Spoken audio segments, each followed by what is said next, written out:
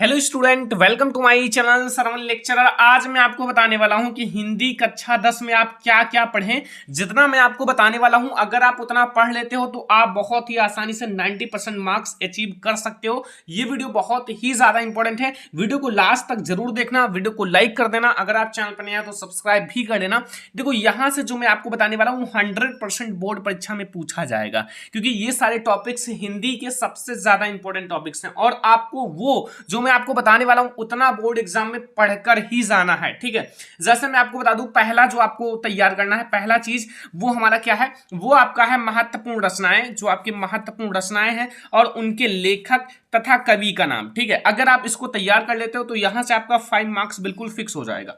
तो ये आप लोग तैयार कर लेना, ये आपके बोर्ड एग्जाम के लिए बहुत ज्यादा इंपॉर्टेंट है। जैसे आप लोगों का चंद्रगुप्त है, इसके लेखक कौन है, ऐसे आप लोगों का बहुत सारी रचनाएं हैं, उनको आप तैयार कर सकते हो, रचनाओं के लेखक तथा उनके कवि का नाम।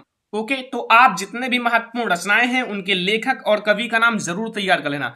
दूसरा जो आपको तैयार करना है वो है, जैसे आपका रीतिकाल है, ठीक है, रीतिकाल, आधुनिक काल, छायावादी युग एंड द्विवेदी युग, प्रगतवादी युग, इनकी आपको क्या तैयार करना है, दो दो विशेषताएं, मतलब दो दो विशेषताएं तैयार करना है। जो इनकी विशेषताएं हैं इन सारी युग की, जैसे रीतिकाल की दो दो विशेषताएं, छायावाद युग की दो विशेषताएं, ठीक है, इनको आपको तैयार कर लेना है।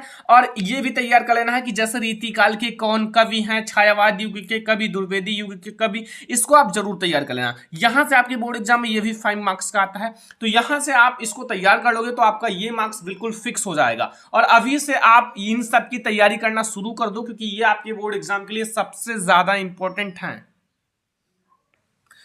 फिर देखो, यहां आप लोगों को क्या तैयार करना है, तीसरे नंबर पे आपको तैयार करना है जो आपकी गद्यांश है। ठीक है, आपकी बोर्ड परीक्षा में गद्यांश पूछा जाता है, तो गद्यांश का संदर्भ सहित व्याख्या तथा एक प्रश्न भी दिया रहता है उस गद्यांश में, उसका आंसर लिखना होता है। तो ये मैं आपको दो जो मोस्ट इंपॉर्टेंट आपकी क्लास 10 का चैप्टर है उससे बताता हूं, उसको आप तैयार कर लेना। तो आप लोगों को जैसे पहला चैप्टर तैयार कर लेना है, जो आपका गद्य है उसमें मित्रता। मित्रता आपके बोर्ड एग्जाम के लिए वीआईएमपी है, यानी कि वेरी इंपॉर्टेंट है। यहां से आपके 100% चांस होते हैं कि आपके बोर्ड परीक्षा में गद्यांश आएगा। ठीक है, क्योंकि ये आपका मोस्ट इंपॉर्टेंट चैप्टर है। सेकेंड चैप्टर आपको तैयार करना है ममता। ठीक है, इन दोनों चैप्टर को आपको तैयार करके ही जाना है। और आपकी बोर्ड परीक्षा में गद्यांश 6 मार्क्स का आता है, तो ये 6 मार्क्स आपकी बोर्ड परीक्षा के लिए बहुत ही ज्यादा इंपॉर्टेंट है। ओके, ठीक है, तो ये आपका दोनों इंपॉर्टेंट चैप्टर है। ओके, गद्यांश आपको इसको तैयार कर लेना है। फिर आपको क्या तैयार करना है क्लास 10 हिंदी में, फिर आपको 4 नंबर तैयार कर लेना है पद्यांश। ठीक है, पद्यांश देख सकते हो, यहां से आपका पद्यांश में क्या पूछा जाता है, पद्यांश में आपका संदर्भ पूछा जाएगा, प्रसंग पूछा जाएगा और व्याख्या। एक आपका पद्यांश दिया रहेगा बोर्ड परीक्षा के पेपर में, और उस पद्यांश का आपको क्या लिखना है, संदर्भ लिखना है कि इसके कवि कौन है और इसका नाम क्या है चैप्टर का। और फिर आपसे प्रसंग पूछा जाएगा, प्रसंग आप उसी में से छोटा सा लिख दो। फिर आपसे व्याख्या पूछा जाएगा, उस पूरे पद्यांश का व्याख्या। ओके, तो ये आप तीनों लिखकर कितना 6 मार्क्स आप आसानी से ले सकते हो, 6 मार्क्स। अब मैं आपको कुछ इंपॉर्टेंट आपको बता देता हूं। पहला चैप्टर आपको तैयार कर लेना है पद। देखो, छोटे छोटे चैप्टर हैं, ज्यादा बड़ा है नहीं। इन छोटे छोटे चैप्टर्स को तैयार करके आप 6 नंबर ला सकते हो। दूसरा आपको तैयार करना है धनुष भंग। धनुष भंग चैप्टर आपको तैयार कर लेना है। ओके, और तीसरा है आपका भक्ति नीति। भक्ति नीति चैप्टर भी आपको तैयार कर लेना है। और चौथा है स्वदेश प्रेम। स्वदेश प्रेम मतलब अगर आप इतना तैयार कर लेते हो तो यहां से आपका ये 6 मार्क्स जो है आपका बिल्कुल फिक्स हो जाएगा। तो आप थोड़ा सा, आपका बोर्ड एग्जाम अभी काफी दिन है, तो आप लोग इसको जल्दी जल्दी तैयार कर लो। ठीक है, इसीलिए मैं आपको पहले बता दे रहा हूं कि आप अगर इनको तैयार कर लोगे तो आप हिंदी में 90% मार्क्स ला सकते हो, क्योंकि बहुत सारे स्टूडेंट ऐसे पढ़ के 90% ला चुके हैं। ओके, तो इसीलिए मैं आपको प्रूफ के साथ बता रहा हूं, तो इसको आप तैयार कर लेना।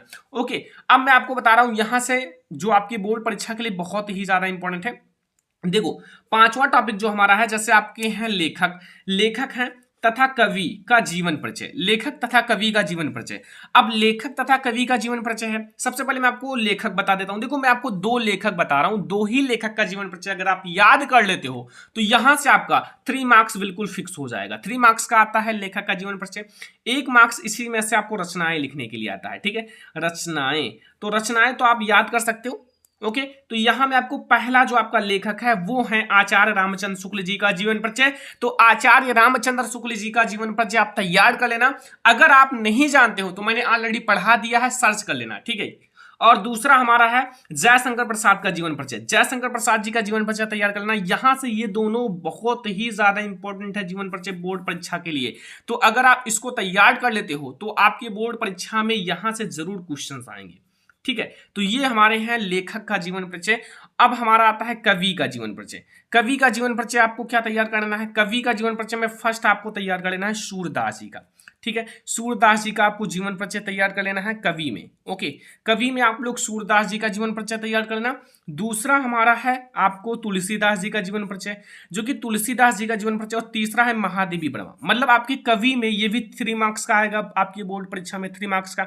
तो कवि में आपके यही 3 सबसे ज्यादा इंपॉर्टेंट जीवन परिचय हैं। ठीक है, तो लेखक में आपको तैयार कर लेना है आचार्य रामचंद्र शुक्ल जी का, जयशंकर प्रसाद जी का।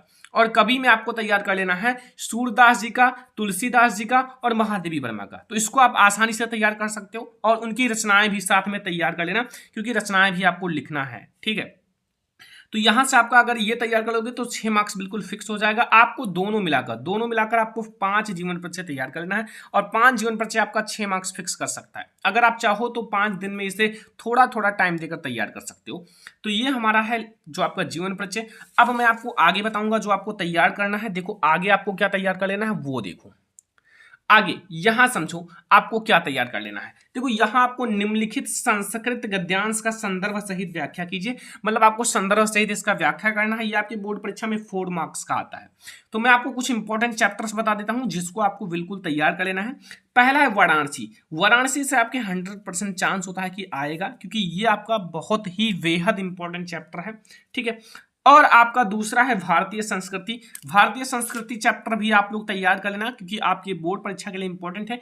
तीसरा है वीरः वीरण पूज्यते। देखो यहां से आपके क्वेश्चन आंसर कई सारे आते हैं। वीरः वीरण पूज्यते चैप्टर से आपके बहुत ही सारे क्वेश्चंस आपके बोर्ड परीक्षा में आते हैं। ठीक है, तो यहां से आप ये तैयार कर सकते हो। जैसे आपका क्वेश्चन यहां आता है ये 2 मार्क्स का, कि आपका निम्नलिखित में से किन्हीं 2 प्रश्नों का उत्तर संस्कृत में दीजिए। तो ये आपके इस चैप्टर से आता है ज्यादातर। तो यहां से 2 मार्क्स आप फिक्स कर सकते हो। तो इसीलिए मैं आपको ये चैप्टर ऐड कर दिया हूं। अब आती है श्लोक की बात। तो श्लोक आपको वो लिखना है जो आपके प्रश्न पत्र में ना हो। जो आपको एक प्रश्न पत्र दिया जाएगा ना बोर्ड परीक्षा में, ये आपका प्रश्न पत्र रहेगा, उसमें आपका सारा क्वेश्चन रहेगा।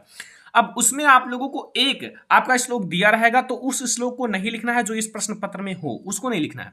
आपको 2 श्लोक याद करना है और 2 में से कोई एक लिखना है। जैसे आपके बोर्ड परीक्षा में मान लो जो आपने श्लोक याद किया वो आ जाए तो आप दूसरा वाला लिख देना। ठीक है, ये याद रखना, ये आपके लिए बहुत ही ज्यादा इंपॉर्टेंट है।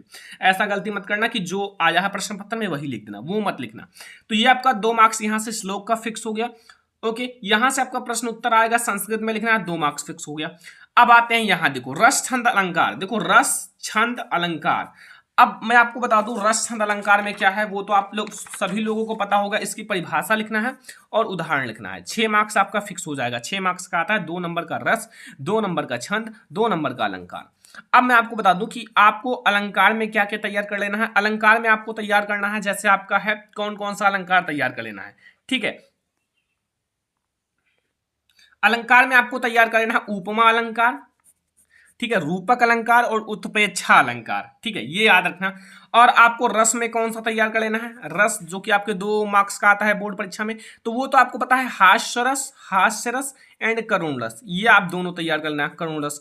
और छंद में आपको क्या तैयार कर लेना है, छंद में आपको पता है रोला, क्लास 10th का बता रहा हूं, एवं सोरठा। बस अगर आप ये सारी चीजें तैयार कर लेते हो तो यहां से रस छंद अलंकार में आपका 6 मार्क्स बिल्कुल फिक्स हो गया। मतलब ये आपका कोई काट नहीं सकता। इसको मैंने पढ़ाया भी है ऑलरेडी, पढ़ लेना अगर आपको पढ़ना है तो। ओके, अब मैं आपको यहाँ 10 नंबर बताता हूँ कि यहाँ आप देखो का, इसमें आपका उपसर्ग पूछा जाएगा। उपसर्ग में मैं आपको कुछ इंपॉर्टेंट उपसर्ग बता देता हूँ। जैसे अन का आप याद कर लेना। ठीक है, अधि का, अनु का, सह का, सु का, परि का। अगर आप इतना 2, 2, 4, 2, 6 अगर आप ये तैयार कर लेते हो तो यहाँ से 3 मार्क्स आपका फिक्स हो जाएगा। देखो 3 मार्क्स का आपकी बोर्ड परीक्षा में उपसर्ग पूछा जाता है। जैसे मैं आपको एक एग्जांपल के लिए बता दूं, जैसे आपका है सह से क्या होता है, सह आपको आगे जोड़ना है, जैसे सहपाठी, सहचर। ठीक है, और ऐसे आप बहुत सारे, जैसे परि है, परिवार, परिजन, ठीक है, परिशासन, ऐसे आप बहुत सारा बना सकते हो। तो ये आपका है बच्चा पार्टी उपसर्ग। खा नंबर है हमारा प्रत्यय। प्रत्यय में आप क्या है, प्रत्यय में आप आई का तैयार कर लो, त्वा का, पन का, हट का, वट का, ये 5 आप तैयार कर लेना। किसका, प्रत्यय में। प्रत्यय में आप इसको तैयार कर लेना। ओके, अगला हमारा है समास। समास में आपको ये आपका 2 मार्क्स का आएगा, क्या, प्रत्यय। अब आता है समास। समास में आपको द्वंद्व समास और दीर्घ समास तैयार कर लेना। ये भी आपके बोर्ड परीक्षा में 2 मार्क्स का आएगा। इसको मैंने ऑलरेडी पढ़ाया भी है, अगर आपको पढ़ना है तो पढ़ लेना। आपका घ है तत्सम शब्द। देखो तत्सम शब्द आपके बुक में दिया होगा बहुत सारा, तो अगर आपको ये 2 मार्क्स फिक्स करना है तो थोड़ा सा मेहनत करना होगा। आप कम से कम 20 मोस्ट इंपॉर्टेंट तत्सम एवं तद्भव याद कर लो। तत्सम एवं तद्भव याद कर लेना और आपका यहां से 2 मार्क्स फिक्स हो जाएगा तत्सम एवं तद्भव में। ओके, तो यहां से ये हमारा है तत्सम एवं तद्भव शब्द। ओके, ये आपका बिल्कुल फिक्स हो जाएगा।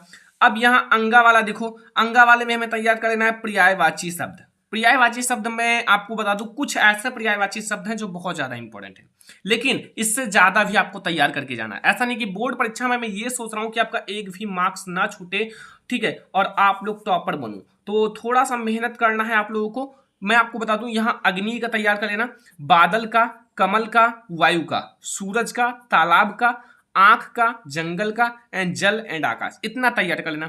इससे ज्यादा आपको 20+ और तैयार करना है, खुद से तैयार करना। आपकी बुक में भी है और आपके सारे मतलब अगर आपका गाइड है तो उसमें भी है।